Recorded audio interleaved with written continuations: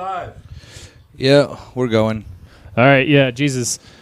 We just broke our brains on that one. Yeah, I'm sad. Yeah.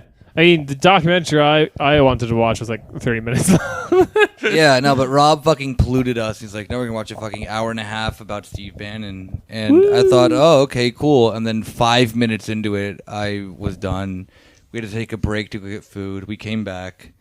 Brain was still not healed. I thought it was, but then no, his disgusting face appeared again on the fucking screen. Magical thing that I realized is that getting like kebab didn't make the movie go away. No. I really thought it would. No. I thought so too, but no. Yeah, here we are. So thanks, Rob. All the beer in the world cannot, I'm halfway through this one. Let's find out. it can't, bury what I just watched. But now I found out about the monk debates, which seem really fucking cursed. Why did we look this up? Because there was one in the documentary. The most recent one was Steve Bannon versus David Frum. And Oh, yeah, true. I missed that. But it's not just that. Like, the whole history of the monk debates are like two, or sometimes they have two people on each side. All of them ghouls, just arguing pro and con of some position. it doesn't matter what position you have with any of these questions. It's just you will not have your argument represented by either side. Because the question, it's just two dipshits yelling at each other. Hold it there. Yeah. So hold it down. The last one. Wait, go up. No. No. George Papaandreou, who did he debate? Who? The most George Papaandreou, the corrupt fucking leader of PASOK, debated against Newt Gingrich, and he lost. Arthur Laffer. No, he won. He won. Oh, he won. Yeah. There are some embarrassing losses in the monk debate. But it's George Papaandreou and Paul Krugman, just two fucking dipshits going at it against the king of all dipshits. Wait, what? Canada didn't have a pro or a con? It was just no. That was Trudeau? That was an election debate. There was a three-way. For example, So right they here. all just fucked each other. Be it resolved, this is before the election, be it resolved, Donald Trump can make America great again. The pro side was Newt Gingrich and Laura Ingraham. The con side was Robert Reich, who's now a Facebook video viral guy. He was the and Jennifer Granholm. Department of Labor. Newt Gingrich won that. That Donald Trump, damn, that's he won that depressing. debate. So the last one, to give you an idea of this kind of thing, the last one that we actually saw was the debate question was, be it resolved, the future of Western politics is populist, not liberal. See, this is the thing. All these questions, we definitely all have takes on. They're just not going to be represented. But why would at you all. have Steve Bannon against David Frum? David Frum, who is a right-wing dipshit as well. Yeah, but he's liberal right wing. He was the pro liberal side, and this is capital L liberalism, fucking Fuck beginning of the me. movement. So stupid. Yeah, no, it is dumb because it's if God. instead of Steve Bannon, you had Chantal Mouffe, we'd be like, oh yeah, totally, 100%. The future is populist. Oh God. But it's So this instead. we don't have a Megarica this week, or do we? No, we don't, because we're gonna get a lot of big rich boys in this fucking documentary. Okay, yeah, we're so sorry. We're coming at you kind of weird this week because no Megarica. We polluted our brains. We're so sorry. I know that everyone likes Megarica so much. It will definitely be back next week. This is supposed to be a podcast trapped in amber, just pure Steve Bannon distillation. Okay, They wiped off some of his kombucha sweat and then put it in a vial. Oh my God, Steve Bannon was chugging so much fucking kombucha. I imagine his blood does have the consistency of amber. It does. I imagine his blood is clotting so it looks like a kombucha mushroom. It's a thick syrup. Yeah, so It was hilarious to see him talk about kombucha at the beginning because he's just got a Red Bull, Coke, anything, and he's like, "I've been drinking this stuff kombucha. You know it? I don't know what's in there, but it gets me wired. It gets me jacked up. He says jacked up. I don't know what this gay liberal shit is, but I fucking pound it." And a scene later, if you zoom in closely, there's a plastic bottle of kombucha Rob's on the playing table. Where's in front Wally of with him. this shit. Just oh look, there's a bottle of kombucha. I'm gonna send Steve 20 Bannon some points. homemade Take a kombucha. shot. Rob will never make kombucha ever again because he knows it's reactionary. It is reactionary. It was always reactionary. So hey, welcome to your weekly corner Späti. As you can clearly tell, our brains are mush. Woo. I'm Nick. I'm Ciaran. What's up? I'm Rob. That's Rob. Yeah. Rob never likes to give his name. He's scared of the Verfassungsschutz. So yeah, we just sat down. We watched Brink or The Brink, not the cool Disney movie with rollerbladers. Do you know that movie? That's Brink exclamation point. Yeah. Straight to TV, Disney live action Disney film. Channel movie. No, we watched The Brink. Steve Bannon going around Europe and promoting whatever the fuck he was promoting. To be honest, I was preparing for a lot worse because when you guys mentioned this, I thought we were going to be watching like a Steve Bannon film, like one that he made. It would have been better than this, actually. Oh no, I've heard such horrible things about trying to watch those fucking films. Oh god, but this is also pretty bad. I mean, okay, so let's not rag on it too much. I think it's a decently made documentary. The content makes me sad. Yeah, but still, which then makes it a shit movie. Yeah. I liked it. I thought it was a well-made documentary. Actually, I mean, like, I'm not going to say you should go watch this because no one should waste their time thinking about Steve Bannon. But if you're going to like make a movie about Steve Bannon, it's worthwhile to just see like his like dumb nephew making him green goop that he has to like eat with a spoon. I love the dumb nephew. And like, I think the film did a very good job of just showing him to be dumb. Yeah, he is straight for stupid. Populism to just not mean anything. Yeah. Like all these people in like a fancy room being like, how with Goldman Sachs bankers talking about how they're the populists. And So I think that was the former head of Goldman Sachs. Yeah, I think the film did a good job of that. And I think it was hilarious, and I love seeing Steve Bannon because he's hot. So Yeah. So I love the movie. The thing I will say, first off, really happy that they showed an Arizona link. One half of me was very excited. Other half of me was kind of sad because Steve Bannon didn't reach out to Greece. And I was really, really, really hoping that then I had a very excited Elias Kathidiadis just coming out and being like, Steve Bannon's a pimp. I'm glad that he has accepted that Christiavi is the future of Greece.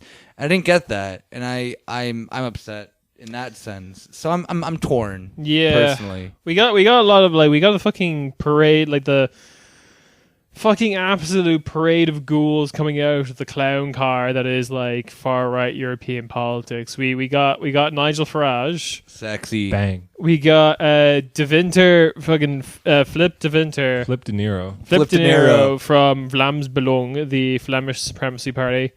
We got a guy that I'm only like briefly familiar with.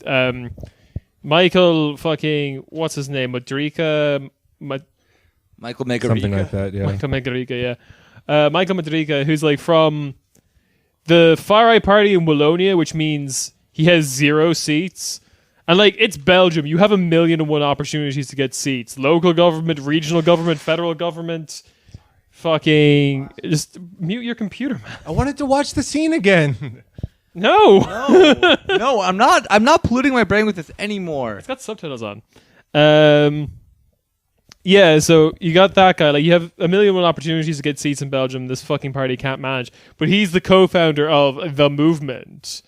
Ooh. Which I'm glad we've already mentioned Steve Bannon's beautiful, thick, ginger nephew who gets like inherits the movement after a spat with a graphic designer. Yeah, literally, Steve Bannon just has like a telephone call. He just gets pissed off at someone. It's like, yeah, fuck you. I'm handing this over to my nephew.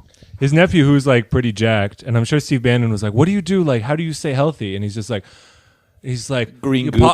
I'm just gonna imagine he calls him Pops, even though he's his uncle. Like, don't worry, Pops. Like, I got the best smoothie recipes. Yeah, I got all the nutrients and proteins you need, all the amino acids. They forget about the amino acids, and then he just comes out with this green goop. And then Steve Bannon, It's just sitting at the table, like, eating it with a shoveling spoon. it into his mouth like He a uses it fucking with a spoon, which is also it was just like his son's just like, yeah, it's 4 bags of spinach. The secret is you leave them in the plastic bag and just blend it all for fiber or something. That little nugget of a scene where they're in the hotel room in Venice and the son just like walks in the door. He's talked to. I don't know if you guys got this impression, but the nephew. I don't know if you guys got this impression, but the nephew was like super pumped to be on camera. He was like flexing and trying to make some lines and shit. Then he just inherits the movement, the thing that's going to bring like fascism to Europe again. I mean, we've done it before. How hard could it be?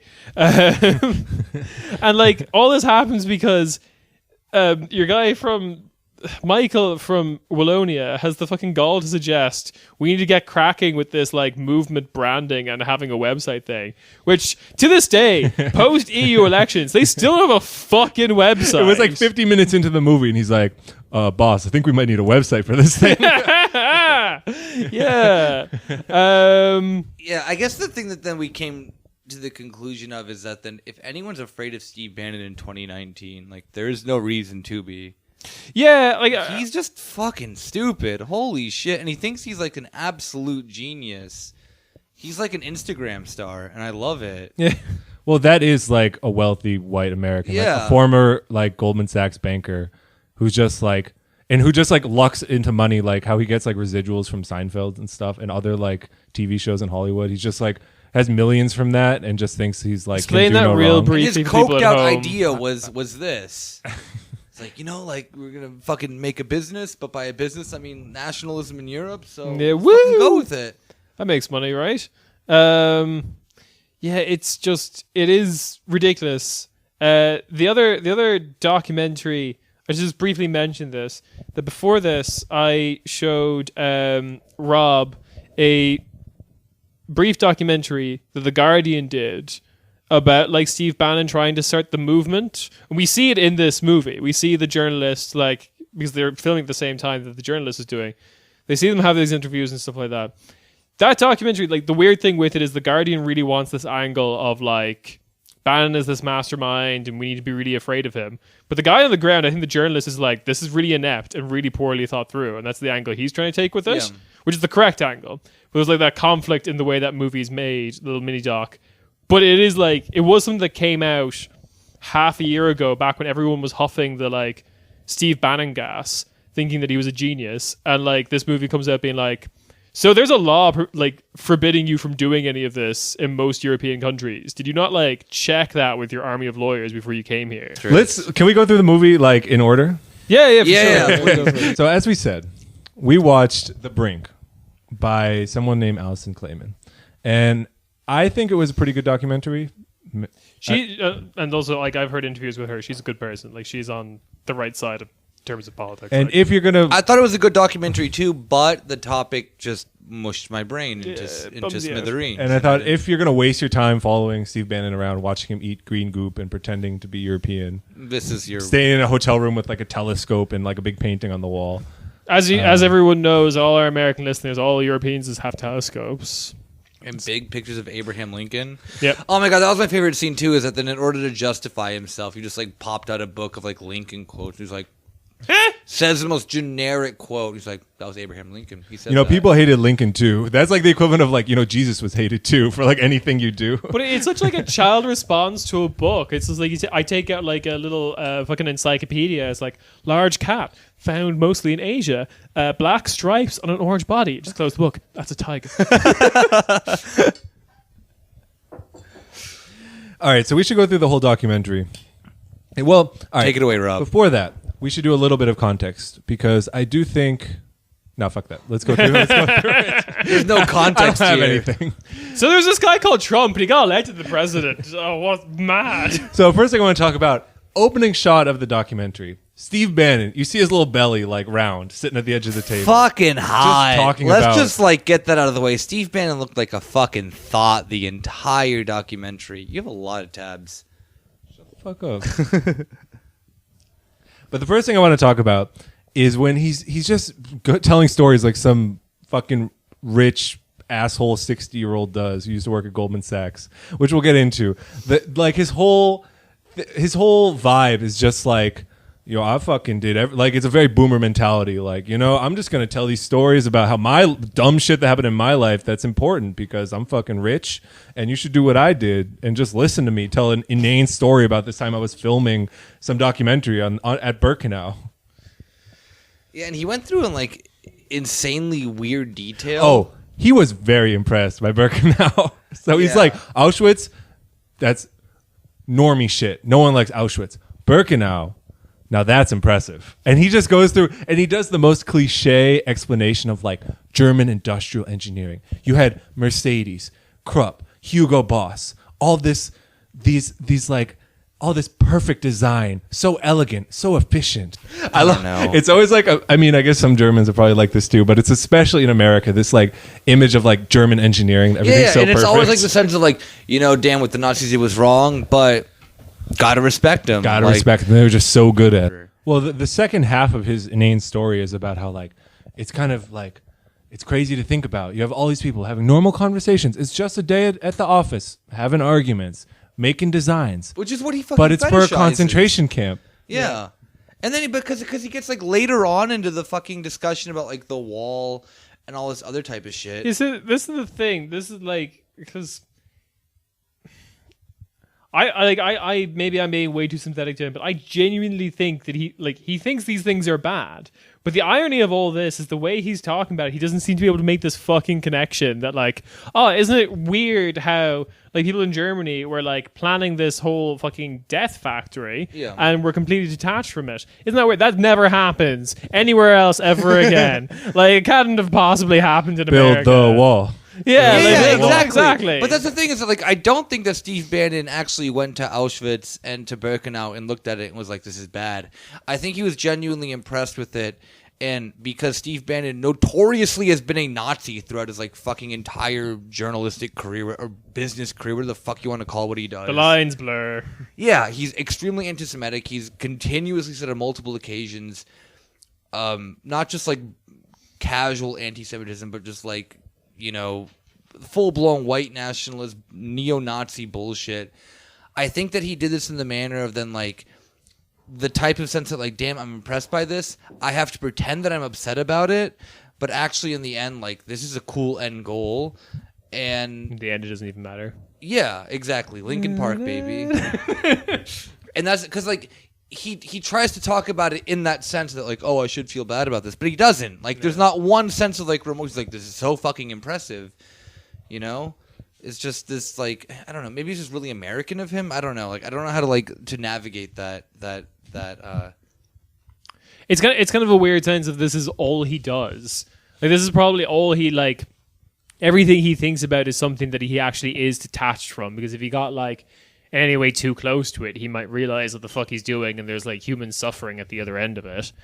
So he doesn't care. No, he doesn't. That's the thing. He doesn't care. But it's like he's actually confronted an example of something else in history that did that, and he's like reacting in this really weird way of like knowing that he should care, but he probably doesn't. Yeah. Okay. Then we're coming from the same place. Then. Yeah. I think that part of and this is true for a lot of American boomer, like white boomer mentality, which I feel like is just whatever the current manifestation of settler colonial mindset is, just like what like they go like the particular ways they just rationalize all the things they've ever done in their life. So you have like Steve Bannon, who's just like in the army, working at Goldman Sachs, like doing terrible things, and like the way like he like as like his memory is sort of like a signpost of like decisions he made and skills he acquired and things he learned about why, like, to get him where he is today. And so because he's just like a narcissistic shithead, he doesn't actually like empathize with anything in the world around him,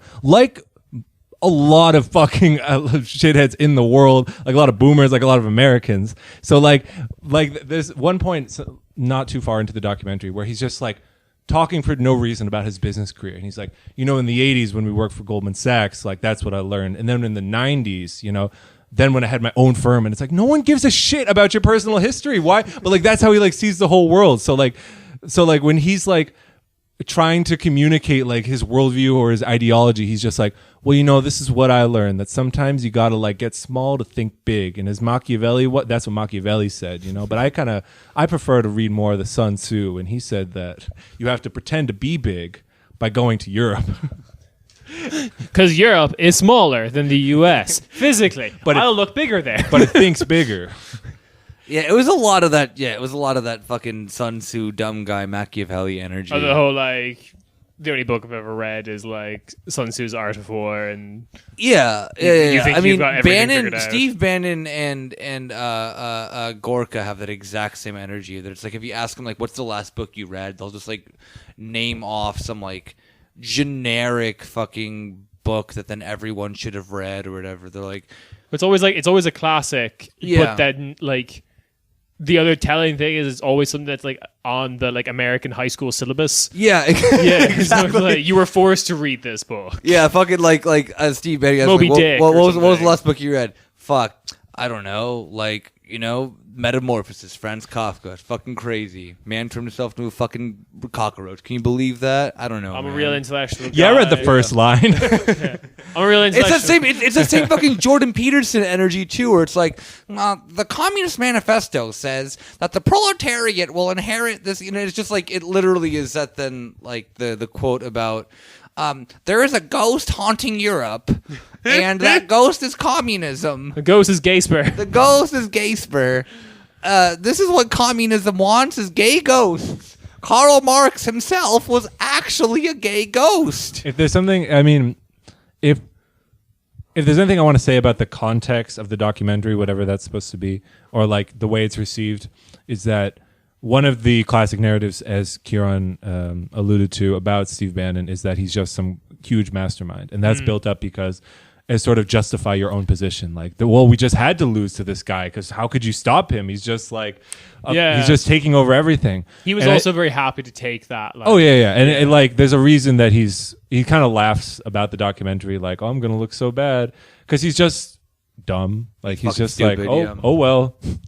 And like But- not once in this entire documentary does he come off as like, damn, like Steve Bannon's, doing, ops. He's doing cool shit. It's just a man just stumbling over his fat belly. He's a rich person, with a ton of fucking money and privilege, just Yeah. doing whatever he wants. And Yeah. something He's that- retired. Yeah. We have to get into this. Like, there's no reason for him to do any of this. He's old and has millions of dollars, and he's like, I'm a workaholic. Like, I've always, like, personal life. What's personal life? Like, I have nothing to do but just that fucking- read polls coming in and take meetings in my Venice hotel room. So this is the Steve thing. Bannon, just take a vacation for The- all of us. My God, The You timeline- fat disgusting pig. The timeline in the movie, we should probably just like briefly say, is like from him leaving the White House to the midterms. That's basically when it ends. Getting like, kicked out of the Yeah. White Yeah, House. getting kicked out of the White House to the midterms. That's like the beginning and end. It's like a year long. It's like a year Yeah. and a few months. It's a struggle. Yeah, but like through that time, because you're right, he is retired and he has like this weird like it really just. But only towards the end of the movie does it become clear he doesn't know what to do with himself. Are you saying that this is Steve Bannon's Kampf, if you will? Well, it does, like Steve Bannon, and I'm sure his whole life is like this. Like, and I think the Alison Klayman does a good job of like just like laying it all out and like making these things clear. But like one thing that like I took away from it is that like if you just took this story, like took away the name Steve Bannon, it would be like an indie movie about someone like trying to find themselves. Like- And, like a very like a It's very like a great garden. dark Michael one Cera is about Steve everything Bannon. exactly, like everything they try to do, like they fail at. Like No, actually, they I've lose watched their the shit. job and they're like they lose their job and they're like, I'm gonna go to Europe and find myself, and then that just like fails completely, and then they don't acknowledge it. They're just sort of like, yep, back to America, like still trying to find myself or something. Yep, Michael Everything they're Cera, like Steve planning Bannon. on like fails, and like you as the viewer would see that like, well, this person's falling apart. But Steve Bannon's just like still drinking his kombucha and like still having a million fucking interviews and just going on like all the fucking other shitheads who run the world. I mean, to be fair, like we created Steve Bannon. just oafs. Like, I don't want to classify us as liberals because we're not, but just like Us three in a room. In a you know, van. us three. But I It mean, was like the opening sequence to the Powerpuff Girls: sugar, Yes. spice, everything nice, and then Chemical X, which You is just get which in. is kombucha. But I mean, like, Just like kombucha. the general infatuation of just this big fat Irish American dullard could have been completely ignored and would have had no power, but for some fucking reason we found him interesting. I think Rob's very ultimately right here that if this was like a Grey Garden situation where this movie is like about a real person but like none of us knew who he was before going in, Yeah. it would be just like very tragic. yeah. Yeah, But that's the we- joke at the end. Like, Yeah. no one listens to him. No one respects him. Like, the journalists like talk to him, but just to like try to ingratiate themselves or get some quote. Well, or get they're some making story. money. But he They're just, like, getting exactly, they're he making just, money. He just But, like, continuously jacks off on that. He finds it so empowering. He's like, "Look, the Guardian fucking interviewed me, and isn't that cool? And they're wrong. And I'm gonna make this new, neo-nationalist movement in Europe. Like, check me out, babe." and Checks. It's a symbiotic relationship. It's just, for the yeah, two of them. exactly, and it's just so fucking weird because this guy has absolutely nothing interesting going about with him. But like, so even the people that then he teams up with are far more interesting than he is, like Le Pen or Salvini. Well, or actually, Orban. the actual big ballers in like right wing Europe are not really to be seen. The only comparable one is fucking Flip De Niro. Like because like Vlaams Belang is like actually quite big for the like size of the country or the size of the region it's representing. But like Salvini's on this. His Italian contact is Fratelli dell'Italia. The French contacts from like Front National are just some fucking rejects from the party. Yeah, but that's exactly what I'm saying. Is that like even they themselves, the only one then who had met head on head with him is this big pimp that we have on the screen right now, Nigel Farage. He's just a fucking reject. But also, that's pre-Brexit party. That's after he stepped down as leader of UKIP. Oh yeah, true. UKIP is going insane, punching each other. And Steve Bannon's like, rocking the 3 collared shirts, but underneath a sports jacket, so it looks nice and prim and proper. There is like a sense of Nigel Farage just kind of like looking at Steve Bannon, being like, "For the grace of God, there goes I," kind of situation. Yeah, but then like also too like just the way that the man just like holds himself and dresses himself just like continuously worsens throughout the film. It's so great.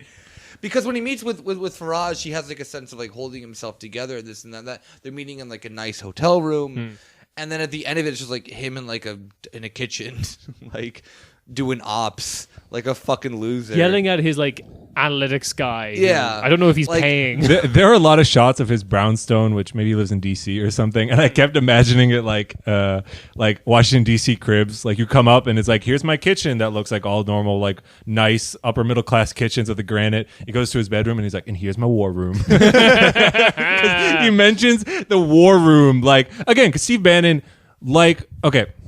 Just to back up really quickly, because I do want to like go chronologically through the documentary, but the last point I wanted to make is that it is dumb to say he's a mastermind. The opposite tack, which is again kind of operating in the same dialectic because you have to like absolve yourself for calling him a mastermind for so long, is say like he's a dumb, racist piece of shit. No one should pay attention to him at all, which is true. I sympathize with that. But insofar as he's like Rob, you're useful, the left. How dare you? insofar as he's like useful to like think about or analyze this, it's just like this is it. Like it's not that he's special. It's just that all of the fucking ghouls at Goldman Sachs or in politics or in the right wing parties who are just deciding things are just like Steve Bannon. Steve Bannon's just special because he's in the news a lot, but he's almost like there's nothing that separates him from those other people. He's just like them. He lives in the same dumb brownstone. He like has the same dumb nephew. Like he's exactly the same. And insofar as that, I do think it's like a worthwhile analysis of like, this is the ruling class. This is the real ruling class as they are. This is the dumb meetings they have. It's the dumb shit they talk about. And their like way of like, what's their self-image? Like, this business would be nothing without me. I built this business. And what do? They just keep saying like, we got analytics, we got polls, we got war rooms, like we got it all together. Like, don't worry. Like I'm selling you on my package. Like if you buy the data analytics and the polls, you'll get the war room free. Like we will take care of everything. And it's just all grifting. It's all wrong. Oh yeah. But of course it just keeps sailing because you got money. It just keeps going on to the next thing. It is very... The train just keeps moving, baby.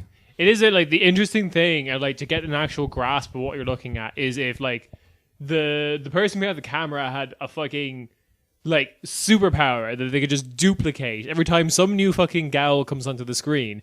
They duplicate and another cameraman follows them, and then whenever they meet someone, they branch off and you just get this giant web of a bunch of racist idiots who are all just as inept as each other, and you're like, oh, okay, the ruling class. They're all equally as sexy. Yeah, of course. Just big piles of gray clay. Yeah, I mean, to be fair, the thing I did notice is that they didn't focus on Trump all that much, actually, in this documentary, which was nice, actually. There's like 2 or 3 like shots of Trump, and they're all taken from like news feeds. Yeah, they're just him speaking, like, I mean, the shit that he said. But that is one thing that I really kind of came out with this, and appreciated, is that they didn't try to make this into like a a Trump focused thing about like, look, Steve Bannon was the guy behind Trump, and this like it really, I think. Whenever that came up, he kind of said it about himself. Exactly, yeah. And it came up in the sense that then that you have just this narcissistic dumb guy who thinks that he's far more important than he actually is. Because Trump could have won without Steve Bannon, at least in my opinion. Trump was just saying just any fucking idiotic shit that came to his head. And because of the political currents in the United States and that he ended up against the easiest opponent for him.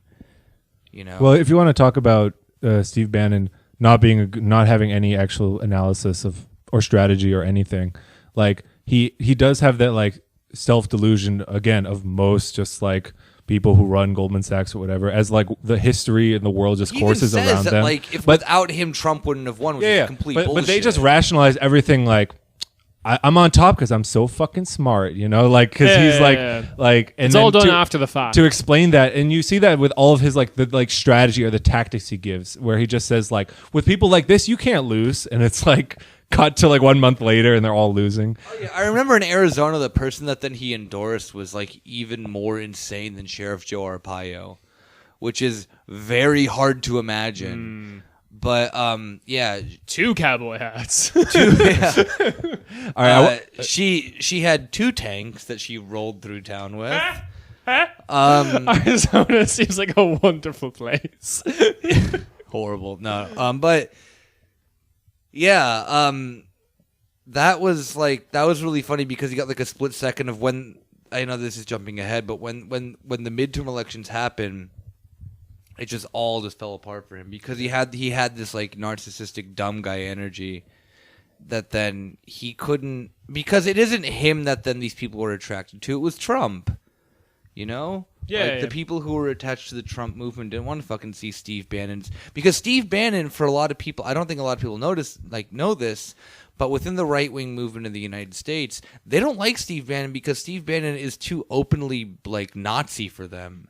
And Trump is like a mediator that then can be like, you know, the Trump rhetoric without having to be openly racist, even though Trump himself is obviously openly racist. There's like a convincing fact that they themselves can like reflect upon themselves that Trump represents that, and Steve Bannon is this kind of privileged neo-Nazi that they don't want anything to do with. And that whenever he endorsed people in the midterms, like greatly hurt the Republican Party. So actually, Steve Bannon, keep endorsing people because you're going to just fucking, you know, lose the Senate and lose more seats in the House. Like, that's cool. But yeah, like I also shout out to Paul Gosser. Like, all right, we're gonna go through. We're gonna get there. Yeah. So let's go through. I want to spend some time in Europe because that's where all the cool people are. But the first 25 minutes or so of the movie is Steve Bannon just, again, doesn't have a job because he got kicked out of the White House and left Breitbart, the website he edited. That's at the end of the 25 minutes. So like it's the first bit in America. He goes to Europe after basically losing his job at Breitbart. True, but in the beginning of the movie, he's not doing anything for Breitbart. He's just kind of sitting in a room with his planning. What are we going to call like these different groups and taking meetings with people. He's not like, oh, let me read over this. They show him there. I think the only thing that he was still doing for Breitbart was that like radio show that they had. Yeah. And then, that wasn't Breitbart. That was something by himself. It was called Breitbart Radio. Oh, was it? Yeah. Oh, okay. Then I'm wrong. And when he left, there was like, oh, and you know, he basically, I think all he had at Breitbart at that time was like just like a title, and then he had the radio show. He was basically being shoved out. This is an old guy who won't fucking retire. Yeah, basically, he's 64 in this fucking film. He says it multiple fucking times. Yeah. So really, like, think about this movie retrospectively. You could see all this shit coming. Like, so yeah, there's not so much I want to talk about in the first part of it. Talks to some weird Republican events. There's a lot of Roy Moore. He went big on defending Roy Moore, which blew up in his face, of course. Forgot about that. And the film's very good at showing you like going big for Roy Moore, then it being revealed that he like did some shit to some teenage girls that are really bad, and him doubling down after that, which I forgot about. gives a lot of speeches. He says things like the Christian right is a foundational layer of the populist right, which, okay, like if we're talking about like who like the organized Christian right in the U.S. is, especially at like an organizational level, yeah, sure, they're like the suffering small populists. He loves the cheap heat of saying deplorable. Like he'll just go to the crowd and be like, how many deplorables do we have here? And get a bunch of cheers. Yeah. It's just so sad, really. It's very, very like... This is the thing, that a lot of these people on the right wing are like failed stand-up, so... See you guys in 2 years, wherever the fuck, but... And the last thing that was introduced in the first part is economic nationalism, which he considers his like, that's what I am, I'm an economic nationalist. Which like, first of all, no one says that word. Like, it's not like Trump is, I mean... Trump leans in that direction, actually. But, like, when he says, like, everyone has my agenda, like, everyone's, like, we've taken over, like, he kind of just identified, like, a process already ongoing and saying, like, yeah, I did that. Well, this is very similar to, like, what Hugh was saying in the EU election episode, where he was watching the, like, EU debates, and he was, like, one of 1,000 people watching it, and the rest of the people watching it were just in the YouTube comment section being like... Man, why isn't Manfred Weber saying all the like anti-Semitic stuff I want him to say? Because all these people on the right think that everyone else on the right is on their particular like side of like right-wing politics, that they're all like got the same thoughts. He's doing a bit of that where like everyone's an economic nationalist. Everyone in Europe has Manfred Weber voodoo dolls that they're like trying to that they do a voice and they're like, we're going to kick out all the Muslims. But like I imagine since they're just like alt-right European Nazis, like their equivalent is like they do like the floss dance, and that's how they like try to summon like anti-Semitic energy from Manfred Weber. Oh god. So then also really sad, Manfred Weber, not the documentary. Really, really sad about that one. Come on, like Spiegel said that he's a winner. Steve Bannon doesn't recognize that. So the first time we see Europe, I think, is the dinner. Well, not the dinner. The meeting with Nigel Farage. So two Kings. geniuses, Kings, talking about how. It's we should point out two people who are both at low points in their career. Yeah. Saying like everything's great, man. Like you're good because I'm good. Like I've never felt better. Doesn't like I've been eating green goop. Doesn't he compare himself to like Duterte? Oh yeah. Well, what I wanted to say is they're like we have populists all around the world. We have Modi, Orban, Duterte. And then I wrote it down. Guys from Egypt? Some guys in Egypt. Yeah, some guys in Egypt. They're called the military. You know that famous populist force, the military? I mean, yeah. That just reminds you of that thing when then, like, during the 2016 election, before Trump was the Republican candidate, you just had, like, Ted Cruz being like, I love Al-Sisi. He's doing a great job in Egypt. It's like, wait, what? Do you not know what's going on? I mean, of course you didn't know what's fucking going on in the country, but... So a recurring theme in the documentary, which I think can be obvious, but I do think the documentary does a good job pointing it out, is just like how absurd it is that they're calling themselves populist when they're just like rich people just like fucking off and being in expensive hotel rooms and be like, we're fighting the elites. Like, yeah, they're comfortable just managing our decline and like they don't have a vision for the future. And it's like, neither do you, buddy. You're literally in Venice, first of all. Yeah, so like the thing talk about managing your decline. You're sitting in a fucking rich hotel room in Venice. There's no better like metaphor for the world. Just like sitting with your fucking golden telescope, looking out the window in a city that's not going to exist in like 10 years. Yeah. A lot of it just like because we saw the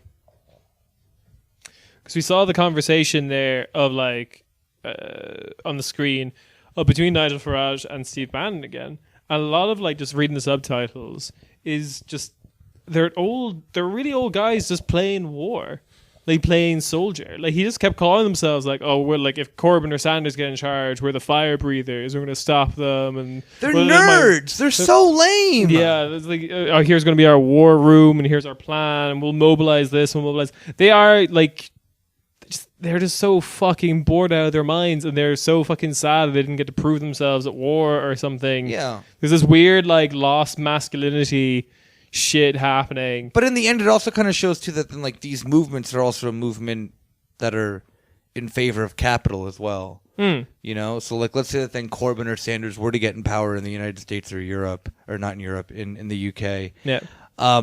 What would that mean for a Nigel Farage?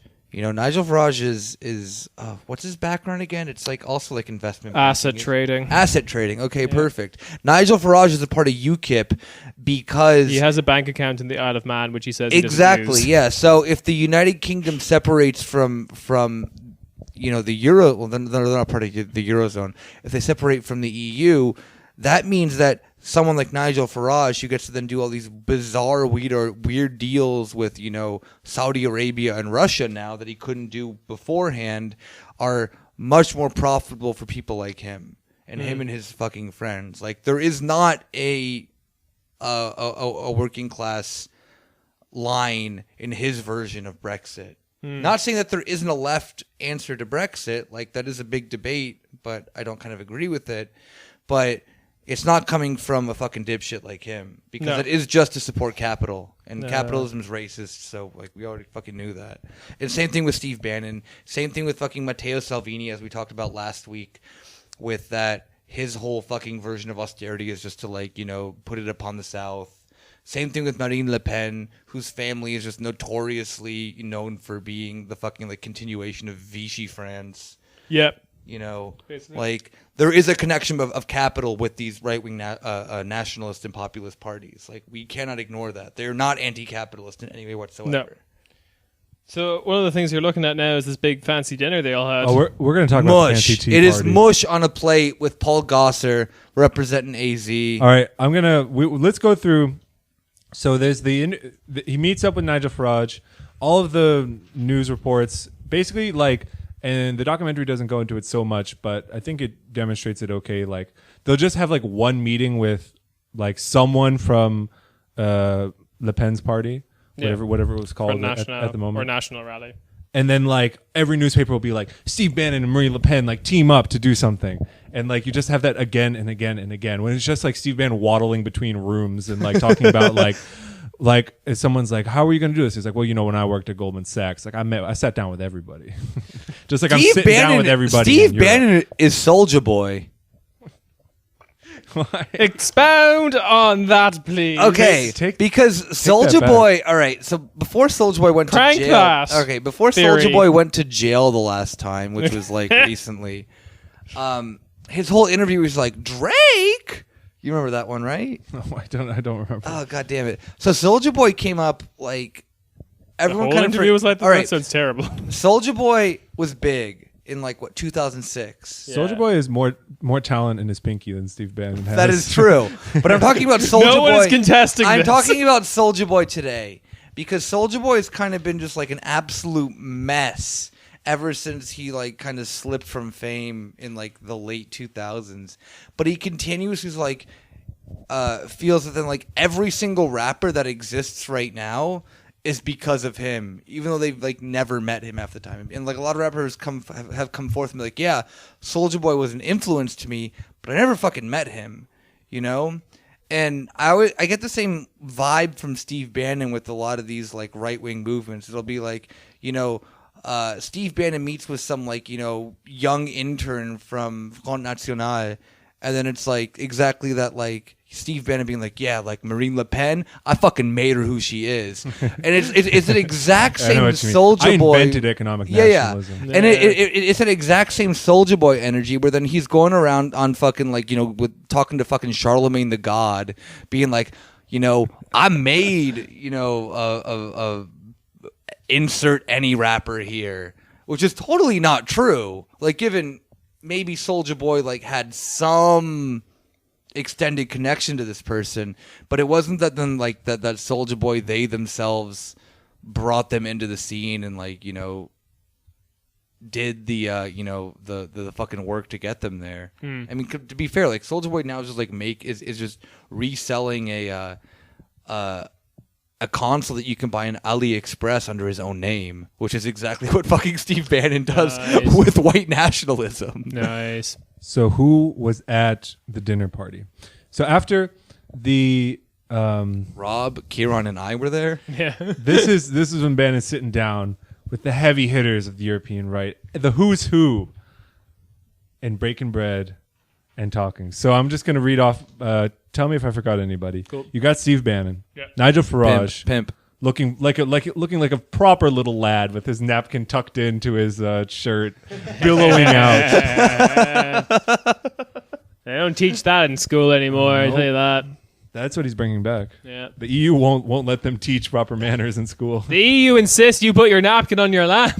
It's not sanitary to put it into your collar. That's why Nigel Farage went to the fucking 10th Downing Street. Had that disgusting photo that he took. Did you see that? No. He had like a letter that he was dropping off there, and just was like, Oh, doing right. this fucking ghoulish face like he always does. Yeah, he does that. And it was just a letter to the fucking Queen, being like, "I wear my napkin like a real boy." The EU's not letting us do soy face. We're going to leave the EU so we can do soy face again. We got Philip de Winter. Yeah. Of Lambs Belong. We got Kent Elleroth. I can't read my own handwriting. From the Swedish Democrats. Ekereth. Yeah, Swedish Democrats. He's not the big boy in that party. He's some fucking reject. Again, Soldier Boy energy still. We have the Wallonian guy, Michael Modrakeman. I don't know how to say his name. Madranon or something like that. Yep, again, that party, he's the head of that party. That party's just fucking dumb as shit. Well, okay. If you notice a theme, like he's like, it's sort of like, yeah, I got everyone at the table. I got Marine Le Pen. I got Matteo Salvini. I got Viktor Orban, like all of the big people. And then you show up and it's like someone from like a tiny country, some right wing party. He like, never yeah, met I'll with have dinner Salvini, with them. did he? No, in they this? met. They shook hands. They got a meet in Greece, though. Yeah, It seemed they're- very That doesn't passing. count. I never saw. Oh, he met Le Pen on stage, Still does not count. and I never saw Orban, No, he didn't meet Orban. the white whale. The elusive white whale of right-wing Um, politics. Who else we got? I don't. We got Nigel Farage's former campaign manager while he was in UKIP, who's now the movement's campaign manager, the guy from the UK, from Muslim background, but he hates Muslims now. We have. Well, then there are two very special American guests. Yes. We have someone from Goldman Sachs. Is it John Thornton? John Thornton. He comes up a lot in this movie. He I does. He just seems to be like... guess. Just popping up, being like, He's "You're like- doing great, Steve." He's Bannon's like weird surrogate father figure He's slash... like the ghost of Capital, like appearing behind Bannon, like guiding him. Like, Yeah, no, it's "You're literally doing Obi-Wan. great. It's Keep Obi-Wan. going." it's like the end when all the Ewoks are dancing because, they won. it's Fidesz won in Budapest. like, They're just Steve, you will go to the Europe system. You will spread white nationalism all throughout Europe. So you're saying Darth Vader is like a socialist trying to operate within the system, and Capital says, if you try to strike me down, I'll grow back stronger than ever before. Exactly, yes. I love the way we've spun this narrative, but sure. There you'll Protect Darth Vader. There you'll meet Matteo Salvini. and, Salvini Pa- does sound like a Jedi name. and Paul Gosar. Nick, for those who don't know, you better have the levels all right after Oh that yeah, scream. they're fucking Gucci. Don't worry. Can you- I fucking love. Can you tell our listeners who Paul Gosar is? Paul Gosar or Paul Gosser, I think is actually how it's pronounced. All right, Is whatever. the dumbest person in the House of Representatives. If no That one is a knows title. this- That's a title and a half. Yeah. All right. So Paul Gosser. You got ran, you got the whip, you got the Yeah. Senate Majority Leader, and you then got you got the Paul Gosser, who was a Like dentist. the Village Duns lady gets a special Yeah, half. he was a dentist from like I think Prescott or Payson, which is just like a meth town in Arizona. First of and- all, dentist, very bad vibes. Yeah, Oh, yeah.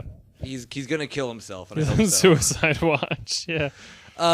But if no one remembers this, he was the representative in the U.S. that has his entire family make ads against him Yeah, during Yeah. the midterm elections. That was fun. And like 6 people. yeah, of It's a his- big Christian big family. family. Christian family. He has like 8 kids, 6 of whom like made ads against him because he's such a piece of shit. And they're you know like- the other ones just stayed out of it. It's not like they were like Well, rooting no, for no. him. The other 2, like Republican, they're like they're not really part of the family. This and that. It was just fucking dumb Christian family drama. Ugh. But Paul Gosser, one of my favorites because he had just like a thing that he used to do. Given I have not been paying attention to him on Twitter too much because he's just like spiraled into insanity as of late. but he would whenever Trump had a speech, he would live tweet every single speech and just go about how like Arizona has a border crisis. You know, we gotta, but he would combine it with that bizarre conspiracy that like ISIS is going to attack the United States from the Arizona Mexico border, like that. Fucking, the caravan shit. The caravan and that like Steven Seagal book. Like, did you ever see that? No, listen to me. Yeah, so there was the what was the Steven Seagal book called about? They talked about it on Chapo actually. Yeah, something about Shadow Wolves. Yeah, something about the fucking Shadow Wolves or whatever. But I could have just guessed that as a Steven Seagal book. And so the whole premise of the book is that like ISIS is coming through the U.S.-Mexico border, and the entire book just given the foreword of this book was written by Sheriff Joe Arpaio. No, this is so dumb. Yeah, and Paul Gosar believes this and will just tweet about this non-fucking stop, and he's so stupid. And the only reason that then he continuously wins his district is because I think half of fucking Prescott is in a rehab center and just does not know when elections are. So happy that the king, you know, got his time to shine in this documentary, because he doesn't get enough respect. You know, we got to respect the OGs. Well, his presence is also a bit of a skeleton key for the rest, because he has no friends or family. No one likes him. He has absolutely no and one. That's the unifying fact of everybody in that room. Steve Bannon is just here because he has nothing else to do. And like, he's just sitting eating goop. Nigel Farage, everyone hates him, so he's just in this room too. I think those two guys who are the representatives of like Front National, they kind of reminded me of the two like idiot cops from Tintin. They're just like they have no mates or family, but they're probably real close with each other. Like they probably like sleep in the same bed in a totally like heterosexual platonic way, like Bert and Ernie. Do they at least kiss each other goodnight? No, just say goodnight to each other. It's real sweet. Oh, lame. Don't judge it. I am judging it. If you do not kiss your homies goodnight, that is the corner Späti law. You don't actually love your homies. That is true. So they talk about a bunch of bullshit, and I think they do a good job being like, they're just eating this mush on very expensive like China, talking about populism. Yeah, Steve Bannon does not eat real food. I think he doesn't have teeth. That's why he's eating only liquids.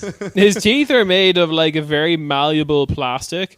Yeah, they're also like, I didn't realize first watching this, but seeing the scene again, they're there for a while.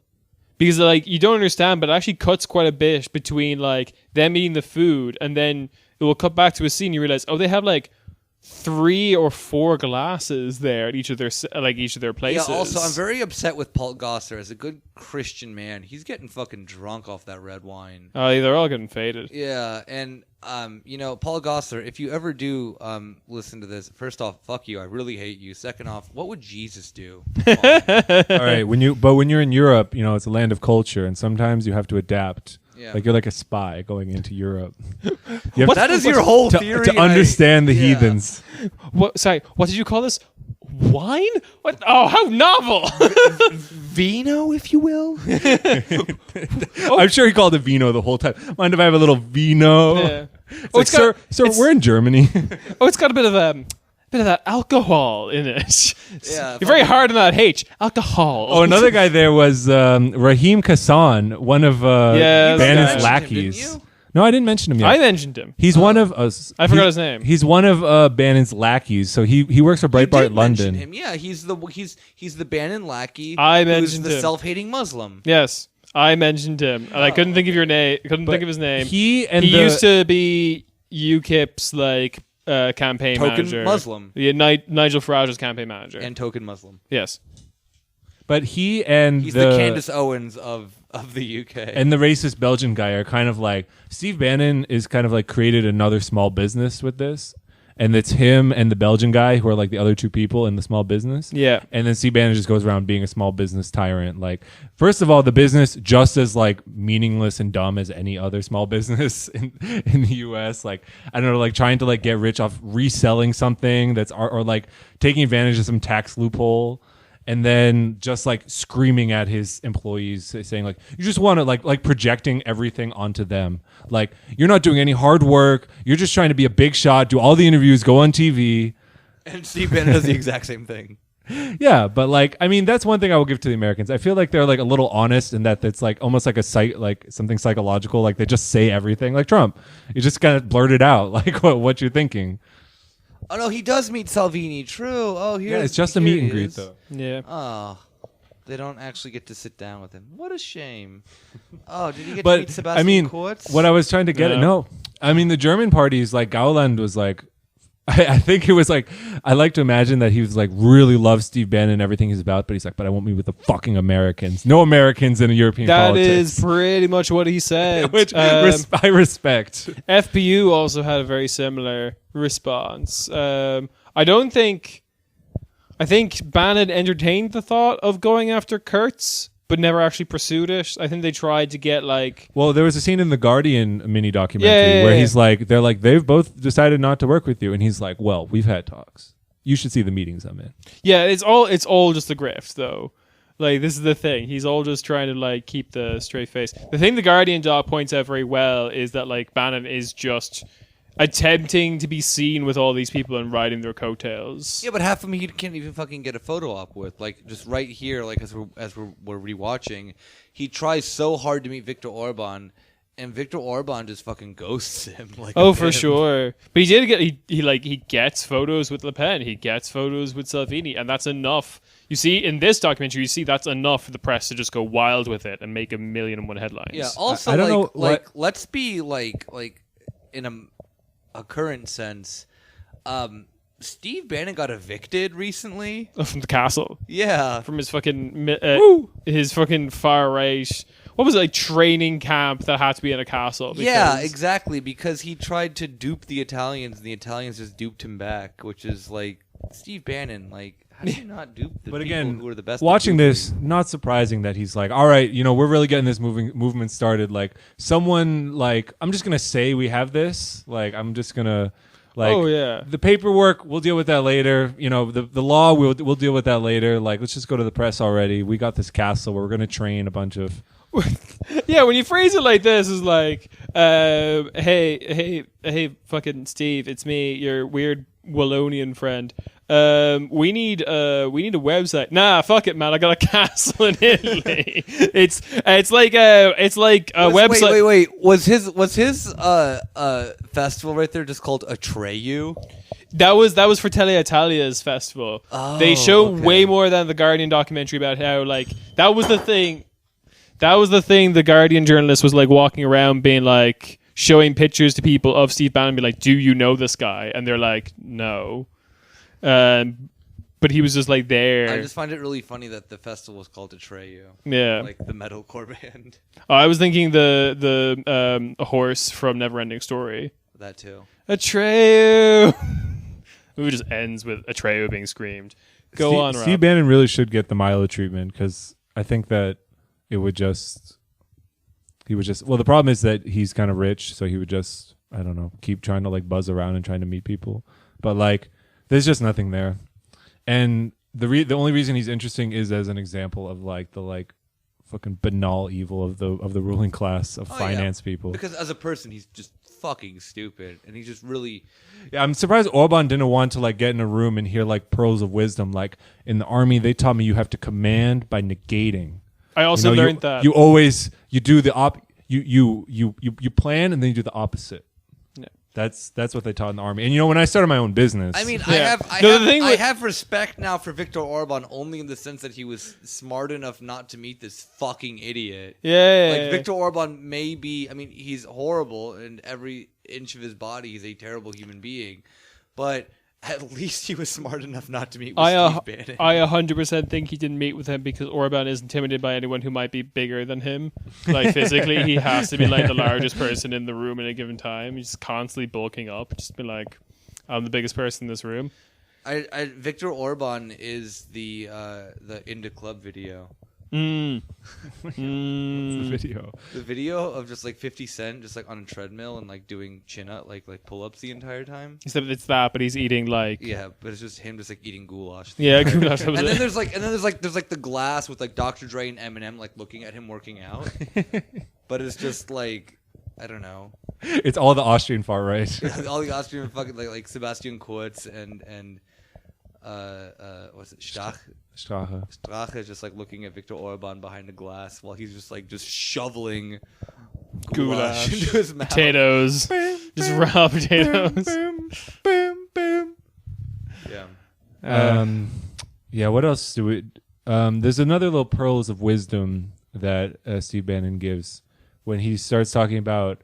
Well, he takes notes a few times throughout the movie, and I really appreciate the moments where he's taking notes because, you know, it shows that even you know, experts in their field like Steve Bannon, sometimes they got to be the student again and take some notes. So he meets with the French people, and he's like, what are the problems in France? And they're like, taxes. And he's like, taxes, and writes it down. Yeah, that was so fucking dumb. Like, he literally could have learned all of that from like one Associated Press fucking wire piece about France. And then, well, this is the best. He's reading the Financial Times, and he's just like starts drawing a little map, and he's just like, China, arrow, Iran, arrow, Turkey. And he's like, it just circles it. Oh, And then so because Steve Bannon realizes that they all belong to Turkey. That's the thing, is that Steve Bannon came to the realization that the Ottoman Empire did not expand far enough, and that they all are that they all rightfully belong to the Ottoman Empire still today. Yeah. Yeah. Xinjiang at the very least. Fucking Eric Prince made a cameo. This is back. Well, this is when Bannon just goes back to the U.S. You know, his. Yeah, I was proud to see him again. I haven't come across him in at least a couple of years. Well, since 2016 when he was doing that like weird shit in, how do you pronounce that country? Seychelles. Then the Seychelles, where he was like running a fucking like. That's what I'm here for, folks. Thank you. That's so you can pronounce things for me. Yeah, he was running a thing so that then like weird Arab leaders could meet with Trump. Yeah. And still running like militia thing, mercenary group, just under a different name. If but you Eric run Prince. If you run an Irony Left podcast in the Seychelles, reach out to us because we want to talk about this. Wasn't the Seychelles like a French? But they had like a socialist republic for like 20 years, didn't they? We'll have to look that up. I think they did. Okay.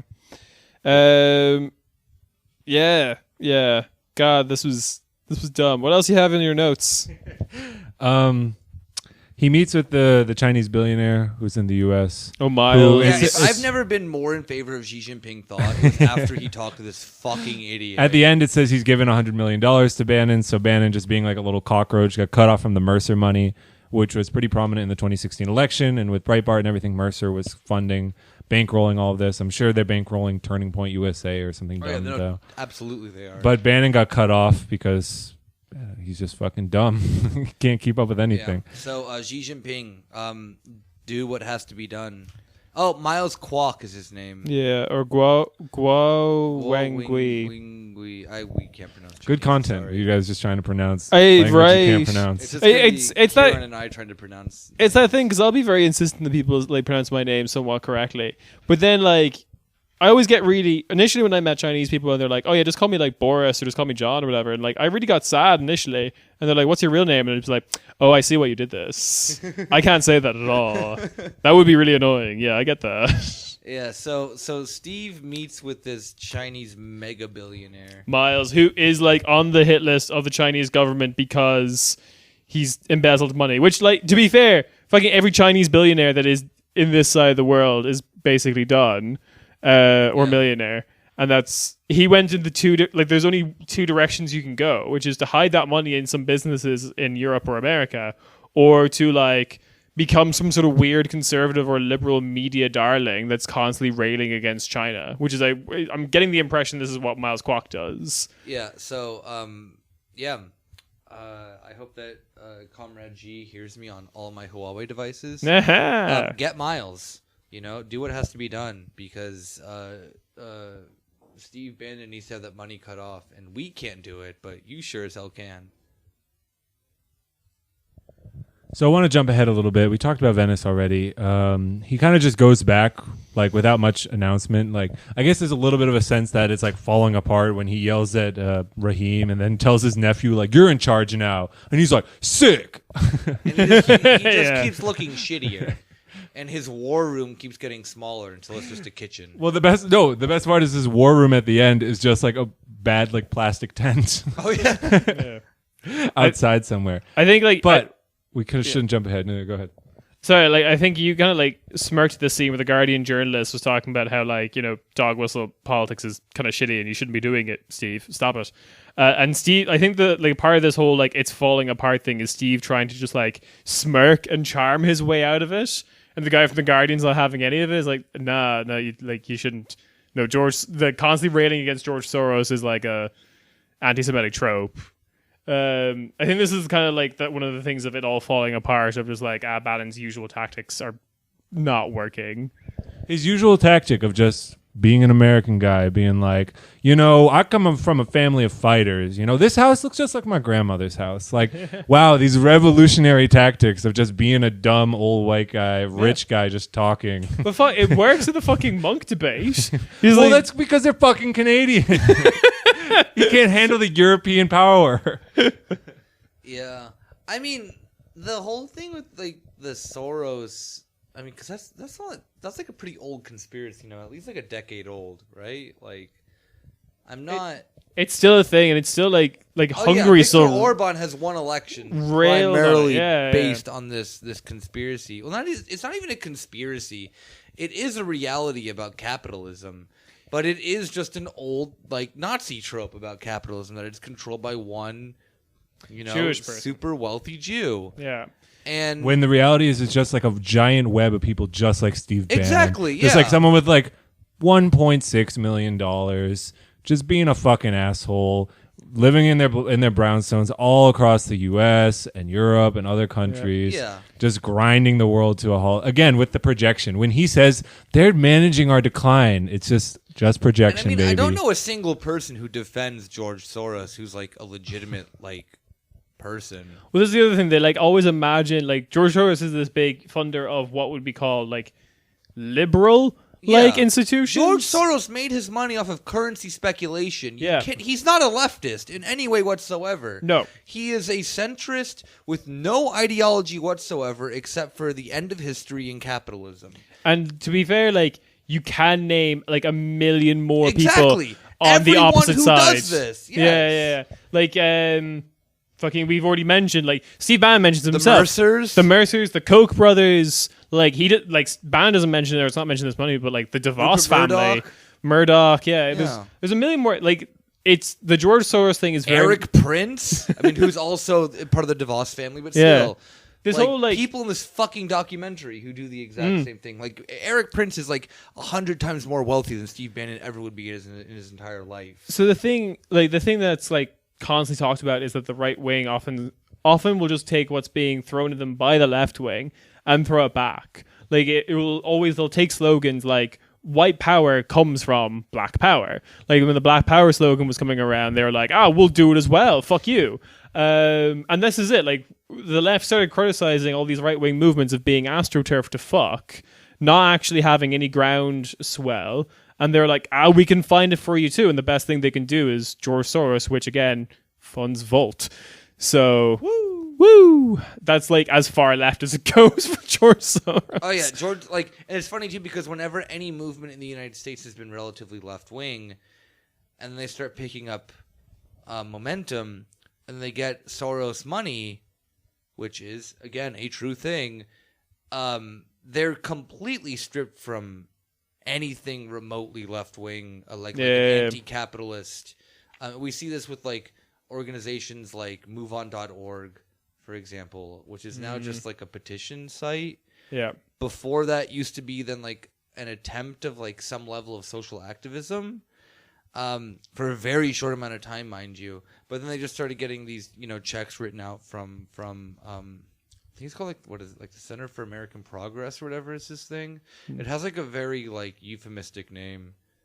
But yeah, like that's a perfect example of all that. Like that it is a true thing, but it's not in any way an outlier of just the behavior of capitalism to preserve capital. It doesn't warrant the amount of like commenting upon than they give it. Yeah, because if the right actually hated Soros, they should then also hate all of their other ghouls who support them, which there are just as many who support the right as the center. Yeah. And the funniest one is always seeing that, like, who's that guy who's always on, like, MSNBC, who then yells to the Democrats of, like, if you support Sanders, you're getting your money cut off? You don't know? Oh, okay. No. He appears every election season. Well, now the last 2 election seasons. But it's that exact same fucking mentality, given he's not as wealthy as Soros is, but it's the exact same. I mean, it's just mask off at that point. Bill Gates does similar things. Yeah. And they don't talk about him. I mean, Jeff Bezos, obviously, as well. They talk about him because he controls the Washington Post. Yeah, and they don't like the Washington Insider. Yeah. And they don't like those papers. Stock in, you mean the right? Yeah. Oh, okay, yeah. Yeah. They talk about him, like, but they don't talk about Bill Gates because Bill Gates stays on the media, but he does fund, like, liberal NGO projects and stuff like that.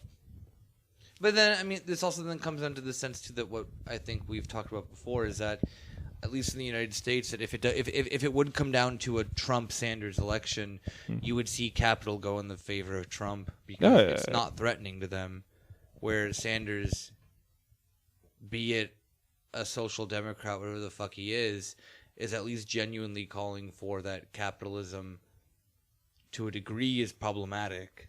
Like they'll bring out the big guns for like a 1% tax increase on the ultra rich. Like never mind whatever Sanders is planning. So yeah, but yes, the rest of the movie. Well, he goes back to the U.S. and then starts preparing for the midterms again. Not working for anyone, just like I got to do it because my voice is important. Yeah, he's no different than anyone just like on Twitter being like, "Oh, I'm helping here. I'm doing the research." No, see, like meeting with people. Yeah, he just kind of like admits defeat too at this point too. Like he's just like, "Well, if the Democrats get 2 seats more than the Republicans, and it's like they have 60." So this is the thing. Cool if they behaved that way, but they don't. It makes me sad because in that moment I saw a lot of me and him when like I get close to an election. The difference is I don't have like the small army of people under me that I can get to like yell at and be a complete dick to. Yeah, by small army of people you mean like whatever, like 3 to 4 people he's wrangled into his scheme that he can abuse until he gets the next couple, because that's how his nephews, if you remember, they're all nephews. The big expose on Milo, that's also how he treated all of his people. He just like cycled through them and abused his like little underlings and made them do all the work. It's almost as if the right operates on hierarchy. Really interesting. What? Mad. Oh my goodness! How Rob? You're saying too crazy stuff here. I want to talk about. So it's mostly him just eating shit, but when he returns to his roots, Steve Bannon glows up, and I'm talking about the monk debate. Ugh. So if you don't know the name monk debate, you may have heard about it, and it is a debate between Steve Bannon and David Frum that took place in November of last year. Well, the two genders. You gotta be one or the other. You're either Steve Bannon or Steve Bannon. From. Yeah. That's what the F stands for in certain toilets. From. And yeah, this was. I mean, so I looked it up, and actually, according to Wikipedia, it was a tie between them. So I'll back up a second. The monk debates is some dumb jerk off thing they do in Canada where they have big fancy debates. I guess it's trying to copy like Oxford Union debate or whatever they do over there. Yeah, but it's just dumb and Americanized. Very, very dumb and Americanized. It's like it's in a weird kind of like the staging looks like a fucking tech conference. Like they're about to announce the new like Apple computer. We're about to fascism 6.0. Yeah, pretty much. Smaller now. It's like that available in Europe. That what is it? That Microsoft summit that they had where they're like Bill Gates and all the other executives are dancing like fucking idiots. You've seen that one, right? Yeah. Yeah, but it's just Steve Bannon and his fucking ghouls just doing dances for white nationalism. Ugh. But yeah, like it's hot. Fucking good job to David Frum for tying with Steve Bannon at 0%. And we see this in the documentary. All he fucking does is make some really like... How could they have got like... I mean, they literally had to find the most uncharismatic person in the entire face of the earth to face... Yeah, we looked at some... Steve Bannon. They're like, who can we get who has way more blood on his hands than Steve Bannon? David Frum, baby. Frum. Yeah, we look back at some past debates. It's absolutely cursed fucking shit. All right, first we'll say, because they're fucking shitheads, the topic always has to start with, be it resolved. Yep. So, be it resolved, the future of Western politics is populist, not liberal. That was the Bannon Frum debate, and it was a dramatic tie. First in the history, according to this Wikipedia page. Jesus. I'm just imagining that's though, like pro wrestling. How would scripted. Steve Bannon like? Because that's kind of like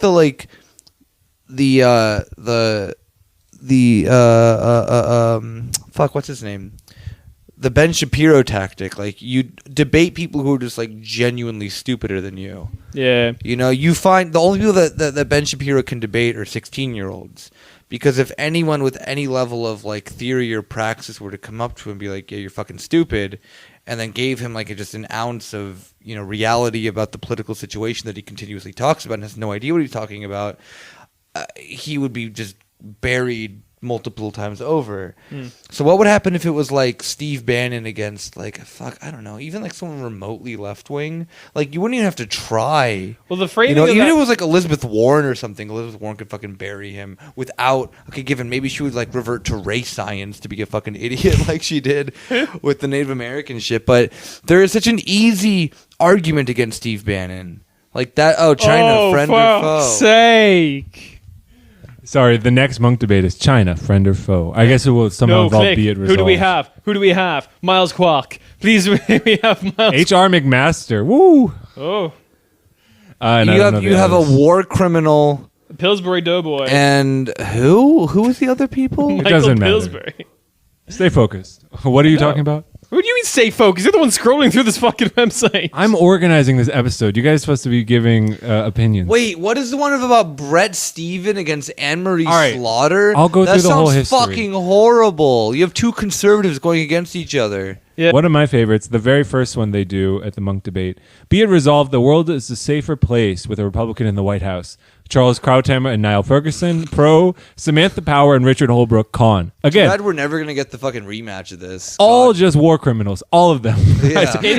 I want them all gone. And Charles Krauthammer, luckily enough, died last year. So Yeah. congratulations, you got what you wanted. But If you ever encounter someone who reads fucking Noam Chomsky's Manufacturing Consent and then doubts it, just show them this. But the pro side won, which is the funniest part of all of it. Like, you have the like. How do you lose to fucking like a fucking warmonger in a wheelchair? How do you By being a warmonger with legs. Truly, Samantha Power. Damn.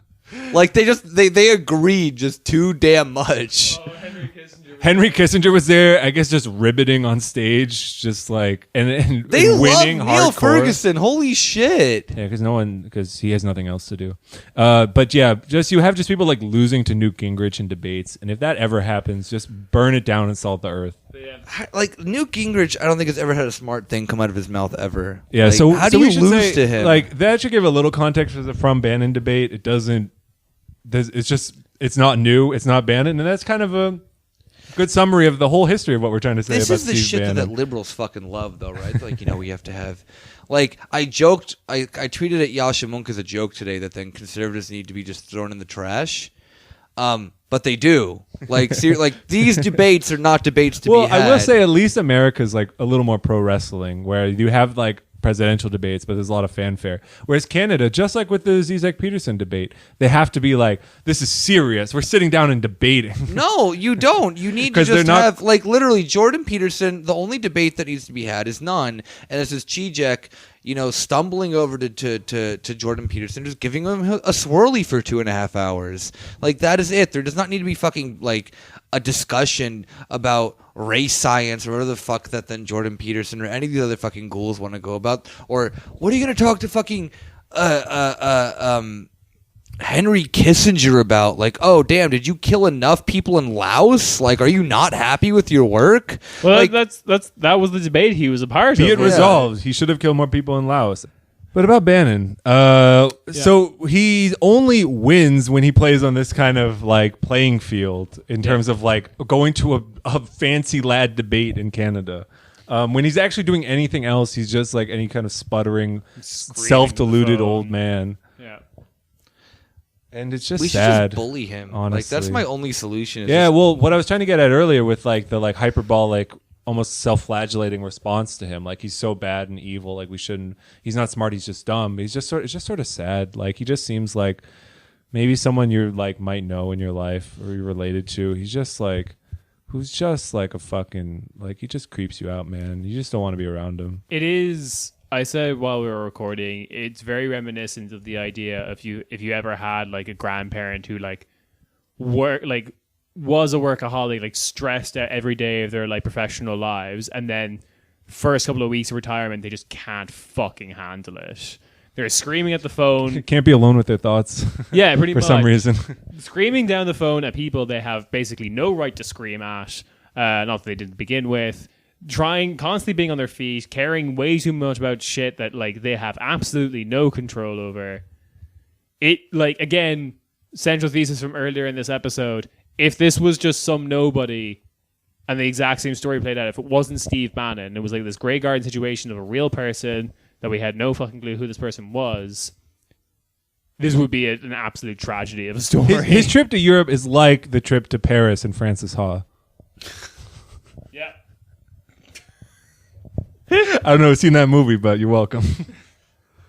That's Again, doesn't leave their hotel room. No. That's for the real ones out there, I guess. So is that it? Well, I mean, I don't know. What's our time?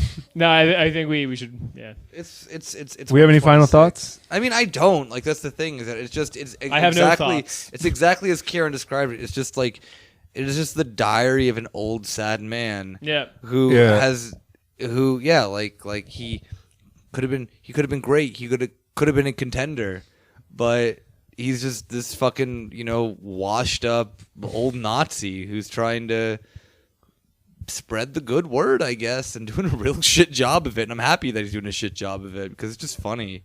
I think the Oscar version of this is like a documentary that gets released today about someone who was like involved with Obama getting elected to the presidency, and then slowly is no longer involved in the White House, and then you see the midterm where the Republicans come in and stuff like that, and then this twist at the end is like it was just a senile old man. He doesn't know Obama. So you mean the Johns? He's just imagining Trump is tweeting about him, like even to insult him, which is it's the if Johns. Sloppy Steve is the name of a new like takeaway in Washington D.C. No, where you can get a good you like literally sloppy just Joe. described Pod Save Yeah, America. actually, Nick is right. Yeah, damn.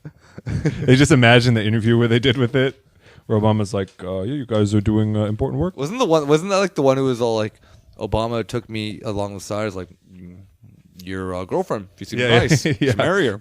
Just like the most like just like generic fucking like See the game words this of weekend. advice. Did you see the game this weekend? I didn't. I'm the president.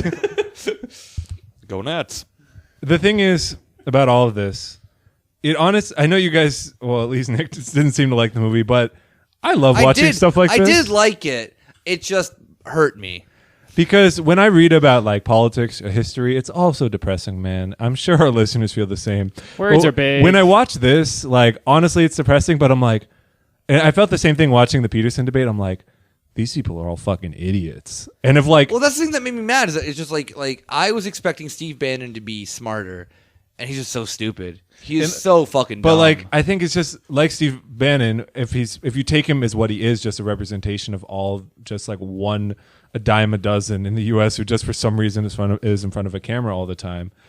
Like, it really is just a house of cards, and that's obviously a scary thought. But once you've internalized that, which I think most of our listeners have, if they just surround themselves in the news all day, you're like, well, it's actually kind of liberating. None of them, they're all fucking dumb. So maybe we can actually do something. yeah, I mean, I don't. Find, That's my takeaway. yeah, I mean, I don't find anything that Steve Bannon does to be anyway threatening or empowering to to the right. Once he has a few more of the green goop shakes, Yeah, I mean, it's going to be like a superhero movie. Next time we see him, he's just like swole. It's just like the same, but just like all in the wrong spots. yeah, like the same dumb jowly face that he has, but it's like this fucking Chris Hemsworth body underneath.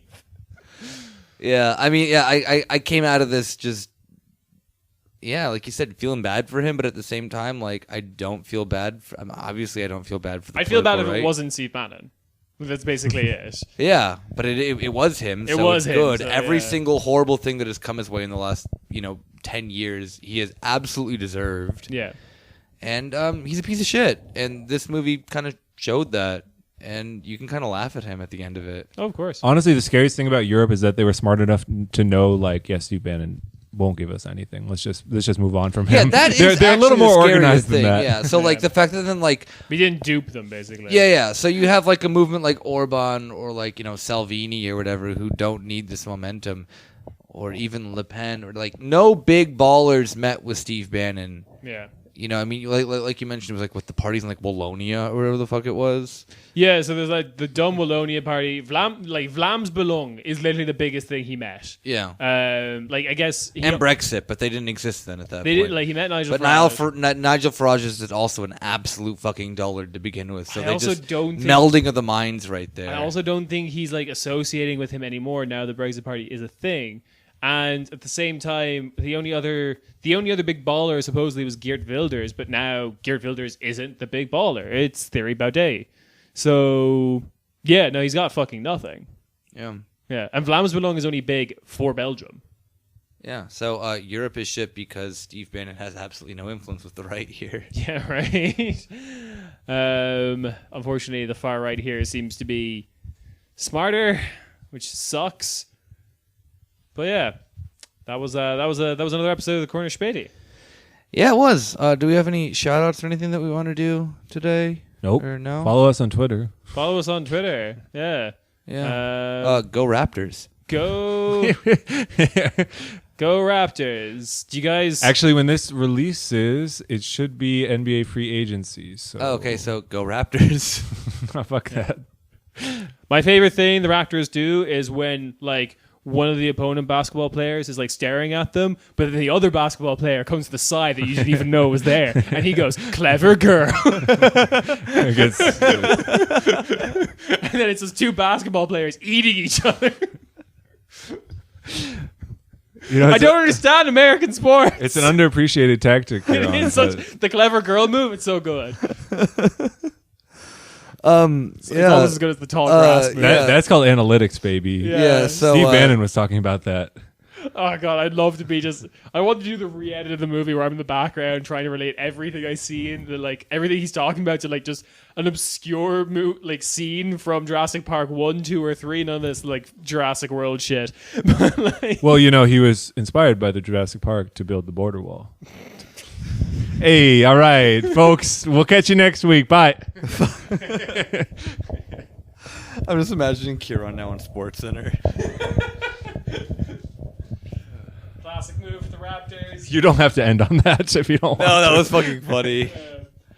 Classic move from the Raptors again this season. They filled half the court with tall grass, so you can't see where they are. All right, yeah, we'll see you guys next week. Woo! Take care. Ciao.